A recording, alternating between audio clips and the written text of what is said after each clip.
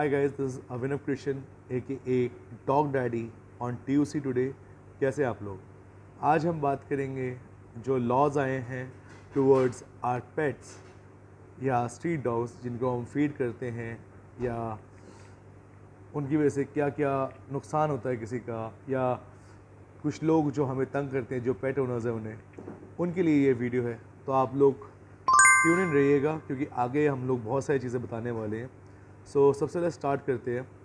Animal cruelty act जो था 1960, उसके अंदर साफ साफ लिखा हुआ है कि कोई भी RWA, I mean it, resident welfare association किसी भी जगह की हो, XYZ किसी भी जगह की, आपको कोई कुत्ता रखने से बैन नहीं कर सकती या आपको आपके घर खाली करने से बोल नहीं सकती, ना ही आपको उस प्रेमाइसिस में घूमने से मना कर सकती है। ये एज़ पर द लॉ है। अब मैं इसको थोड़ा डिफाइन करते हुए बताता हूँ।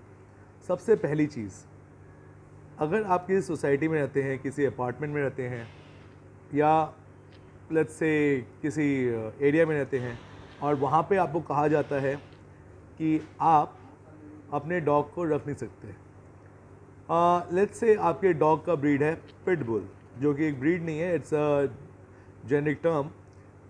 लेट्स से आपके पास एक पिटबुल है, या एम्स्टैफ है, या जर्मन शेफर्ड है, या रॉटवाइलर है, या any big dog you have, और आपकी RWA जस्ट बिकॉज आपके सामने न्यूज़ आ रही है कि आज लखनऊ में इस पिटबुल ने काट लिया, आज गाज़ियाबाद में इस जर्मन शेफर्ड ने काट लिया, आज नोएडा में इस बीगल ने काट लिया, इस टर्म पे आपको उस सोसाइटी से निकाल नहीं सकती ही, ना ही आपको उस अपार्टमेंट से मूव करने को कह सकती है, ना ही आपके डॉग के ऊपर कोई पाबंदियां लगा सकती है।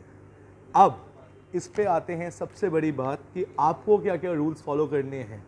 ये सारी चीज़ें RWA के साथ एसोसिएटेड नहीं है, इसमें कई चीज़ें आपको भी फॉलो करना है। सबसे पहली चीज़ जो आपको फॉलो करना है, that is your dog should be on leash. वो रिक्वायर्ड है, क्योंकि अगर आपने अपने डॉग को ट्रेन नहीं किया, और अगर ट्रेन नहीं करते हैं या करवाते, तो आपको अपने डॉग को लीश पे रखना है, ताकि वो आते जाते किसी बंदे पे भौंके ना, घुर्राए ना, और अगर घुर्रा भी रहे तो काट ना पाए, ना ही बच्चों को अटैक कर पाए। So your dog should be on leash. दूसरा, MCD के थ्रू उसका लाइसेंस आपके पास होना चाहिए। तीसरा, सबसे इम्पॉर्टेंट फैक्टर, RWA आपको अपने डॉग पे मज़ल लगाने पे इंसिस्ट नहीं कर सकती, ना ही आपको लगाने की ज़रूरत है। अगर आपका डॉग फ्रेंडली है तो बस लीश पे रखिए और लोगों से दूर रखिए। RWA ना ही अपने पार्क से आपको अपने डॉग को ले जाने को इंसिस्ट करती है, ना ही पार्किंग लॉट से, ना ही किसी एरिया से। अगर आप उस एरिया में घूम रहे हैं और आपका डॉग कोई न्यूसेंस क्रिएट नहीं कर रहा, तो आपको कोई भी चीज़ डॉग के ऊपर एम्प्लाई करने की ज़रूरत नहीं है। अगर डॉग न्यूसेंस क्रिएट कर रहा है, then RWA can take measures by the help of law और MCD गाइडलाइंस या म्यूनिसिपल गाइडलाइंस के according. As per MCD guidelines, अगर आपका डॉग पूप करता है कहीं पे भी, ऑन रोड और इन सोसाइटी और एनीवेयर, तो आपको पूप बैग्स का यूज़ करना कंपल्सरी है, या कोई और मीन्स से आपको वो जगह क्लीन करनी पड़ेगी। क्योंकि इसका मतलब ये है कि अगर आपका डॉग कहीं भी पॉटी कर रहा है, तो आपको उठा के साफ़ करना पड़ेगा वहाँ से, ताकि दूसरे लोगों के लिए वो जो एरिया है साफ़ रहे, क्योंकि हम सब एक सभ्य समाज में रहते हैं। तीसरी चीज़, पार्क्स में जाना डॉग्स का बैन नहीं है कहीं पे भी, as per 1960 animal cruelty act के अकॉर्डिंग। वो आज से नहीं, कई टाइम से आ रहा है, और इस बार तो कोर्ट ने स्टेट कर ही दिया है कि आपको अपने डॉग्स को पार्क में ले जाने से कोई मना नहीं कर सकता। लेकिन उसके लिए 3 ऑप्शंस हैं आपके पास। अगर आप डॉग को पार्क में खुला नहीं छोड़ते, तो डॉग एग्रेसिव हो जाएगा, उसे वर्कआउट नहीं मिलेगा। दूसरा, डॉग अगर आपका एग्रेसिव है तो उसे मज़ल ले जाके लगाना पड़ेगा आपको, और लीश पे रखना पड़ेगा। थर्ड, आपको वहाँ पे गार्ड से टाइमिंग्स का डिसाइड करना पड़ेगा कि पब्लिक किस टाइम पार्क में नहीं आती। जिस टाइम पब्लिक पार्क में नहीं आती, उस टाइम आप अपने डॉग को पार्क में छोड़ सकते हैं। अब बात करते हैं स्ट्रीट डॉग्स के ऊपर।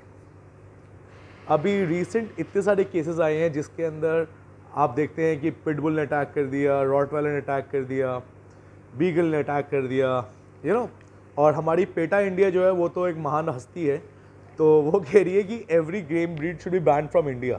जिसका मतलब है कि हमारे देसी कुत्तों को बैन करने का वो कह रहे हैं कि they should be remove from India.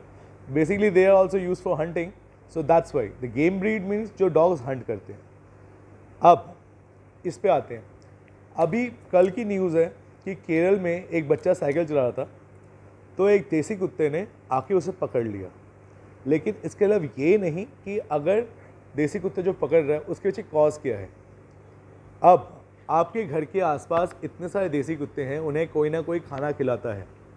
अब जो इंसान उसे खाना खिलाता है उसे हम फीडर कहते हैं। कई बार हम ही होते हैं वो फीडर। हम लोग क्या करते हैं, घर का बचा खुचा खाना, अगर कोई एनजीओ सपोर्ट नहीं कर रही, कुछ नहीं कर रही, तो घर पे जो हड्डियाँ बच जाती है, ब्रेड बच जाता है, अंडे बच जाते हैं, चावल बच जाता है, उसका एक मिक्स मैच बना के उनको फीड करते हैं और डॉग्स खुशी खुशी वो खाते हैं और आपके आसपास पलते हैं। क्योंकि हमारे जो देसी डॉग्स होते हैं, they have developed the habit of becoming and scavenger dog. Scavenging का आदत हो चुकी है उन्हें, तो उन्हें जो बचा खुचा मिलता है वो खाते हैं और हमारे आसपास ग्रो होते रहते हैं। अब इस पे आते हैं कि डॉग्स अटैक क्यों करते हैं। इस पे सबसे बड़ा कॉज है कि न्यूटर करने से डॉग का एग्रेसिव होना या ना होना वो मैटर नहीं करता। हमने कई 100 डॉग्स ट्रेन कर दिए हैं जो न्यूटर्ड हैं, लेकिन तब भी एग्रेशन दिखाते हैं। लेकिन हम बात करते हैं कि देसी कुत्तों की, अगर उन्हें न्यूटर भी कर दो तब भी वो टेरिटोरियल एक्ट इसलिए करेंगे क्योंकि आप अपने डॉग्स को खाना वहाँ दे रहे हैं, बाहर दे रहे हैं गली के। अब गली के बाहर आप डॉग्स को खाना दोगे तो वो कहीं ना कहीं अटैक करेंगे ही करेंगे, क्योंकि उन्हें पता है कि किसी और बंदा अगर अपना डॉग लेके आ रहा है, कोई पेट डॉग उस एरिया से लेके जा रहा है, कहीं मेरा खाना ना चुरा ले। या रात को कोई बंदा आ रहा है बाइक लेके, तो उसके पीछे भागते हैं डॉग्स और काटने को आते हैं। इसलिए आते हैं क्योंकि उनको कहीं ना कहीं टेरिटोरियल इश्यूज होते हैं, उनके अंदर से प्रे ड्राइव जागता है। अब गवर्नमेंट ने और कोर्ट ने एक लॉ निकाला है कि अगर देसी कुत्ता भी काटता है आपको, तो उसके ऊपर सबसे बड़ा लॉ ये है कि जो फीडर है, फीडर के ऊपर चार्जेस लगेंगे। अब इस बात पे मेरे हिसाब से गवर्नमेंट और कोर्ट ने, even the judicial system had done the right thing. Reason behind, अगर आपकी रिस्पॉन्सिबिलिटी, आप 9 कुत्तों का ख्याल रखते हैं, उनको खाना देते हैं, वहाँ कचरा मचा के चले जाते हैं, आपको पहले तो फीडिंग एरिया को साफ़ करना पड़ेगा। सेकेंडली, फीडिंग एरिया को साफ़ करने के बाद आपको मेंटेन करना है कि वहाँ पे कोई डॉग किसी इंसान पे अटैक नहीं कर रहा, ना ही किसी डॉग ओनर पे अटैक कर रहा है। क्योंकि मैं आपको बताऊँ, मैं एक डॉग ओनर हूँ, मेरे पास खुद डॉग्स हैं और मैं स्ट्रीट डॉग्स को भी फीड करता हूँ। लेकिन जिन डॉग्स को मैं फीड करता हूँ उस एरिया को मैं गंदा नहीं करता, ना ही होने देता हूँ। क्योंकि अगर आप अपने आसपास के एरिया को ही गंदा कर रहे हैं, सो आप म्यूनसिपल के बहुत सारे लॉज को तोड़ रहे हैं, ये आप ध्यान रखिए। और साथ के साथ अगर आपके डॉग्स जो देसी कुत्ते हैं, अगर वो किसी पे अटैक करते हैं तो आप पे चार्जेस लागू इसलिए होंगे क्योंकि आपने वो सर्कमस्टांसेस पैदा की हैं जिस वजह से डॉग अटैक करेगा।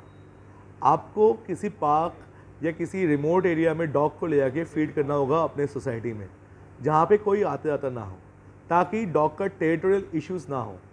और अगर कोई स्ट्रीट डॉग जिसको आप फीड करते हैं वो किसी पे अटैक कर रहा है, तो आपको उसके बिहेवियर को करेक्ट करना चाहिए, क्योंकि we are living in a civic society. अगर यहाँ पे आप इन चीज़ों को ध्यान नहीं रखेंगे तो कहीं ना कहीं दूसरों को दिक्कत होगी, और अगर दूसरों को दिक्कत होगी तो ऑब्वियस सी बात है उस कुत्ते को अच्छी लाइफ नहीं मिलेगी, and you are the main cause of that. So thank you everyone, this is Abhinav Krishna signing out from TUC. This is a goodbye by Dog Daddy.